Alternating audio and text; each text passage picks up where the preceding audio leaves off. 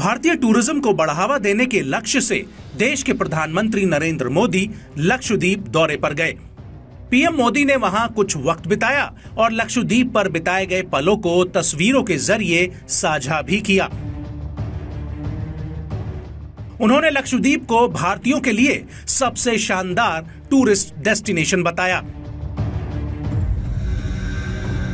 PM Modi ने कहा कि वो हमेशा से चाहते थे कि लक्षद्वीप में पर्यटन का विकास हो ताकि लोगों को रोजगार मिले, लेकिन किसे पता था कि पीएम मोदी का ये दौरा मालदीव को इतना खटकेगा कि उसके बौखलाए मंत्री भारत और पीएम मोदी पर विवादित टिप्पणी कर देंगे।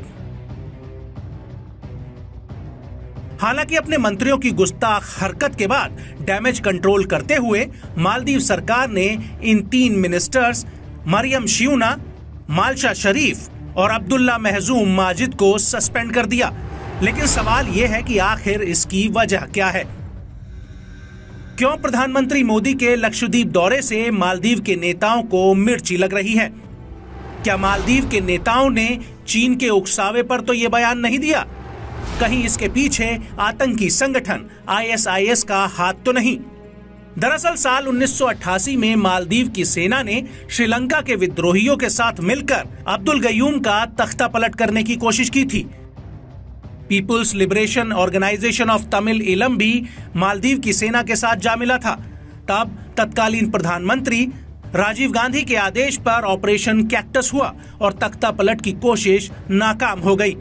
2014 में भी भारत ने अपने जहाजों में पानी भरकर मालदीव के लोगों की प्यास बुझाई।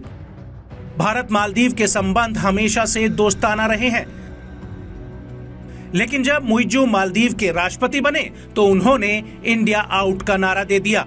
मालदीव की 98% आबादी मुस्लिम है जो कि सुन्नी है। वहीं केवल 2% अन्य धर्मों के लोग हैं, लेकिन उनके पास धार्मिक स्वतंत्रता नहीं है। मालदीव को लेकर अमेरिका ने बड़ा आरोप लगाया है कि मालदीव के एक शहर में दुनिया के खूंखार आतंकी संगठन ISIS का ऑफिस है, जहां से कई देशों के खिलाफ साजिशें रची जा रही हैं। हालांकि मालदीव एशिया महाद्वीप का सबसे छोटा देश है। कहने को तो ये देश करीब 90,000 वर्ग किलोमीटर में फैला हुआ है, लेकिन जमीन के नाम पर इसके पास महज 298 वर्ग किलोमीटर का ही इलाका है। इतना छोटा कि ये दिल्ली और मुंबई तो छोड़िए, लखनऊ के आगे भी कहीं नहीं टिकता। पर खूबसूरत इतना है कि दुनिया भर के लोग यहाँ आते हैं और भारत से भी हर साल करीब 2 लाख से ज्यादा लोग मालदीव घूमने जाते हैं। लेकिन अब और नहीं, क्योंकि अपनी खूबसूरती पर गुमान करने वाले मालदीव को भारतीयों ने राष्ट्र विरोधी होने पर ऐसा पटका है कि सोशल मीडिया पर बायकॉट मालदीव जबरदस्त ट्रेंड कर रहा है।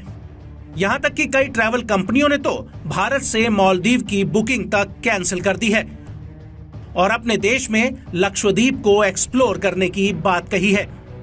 दूसरी ओर ये बात भी सामने आई है कि चीन ने मालदीव को इतना कर्ज दे रखा है कि वो भी श्रीलंका जैसी हालत में आ गया है। मालदीव्स की जो 540 करोड़ अमेरिकी डॉलर के आसपास की GDP है, उसका 10% हिस्सा तो अकेले चीन को कर्ज चुकाने में ही चला जाता है।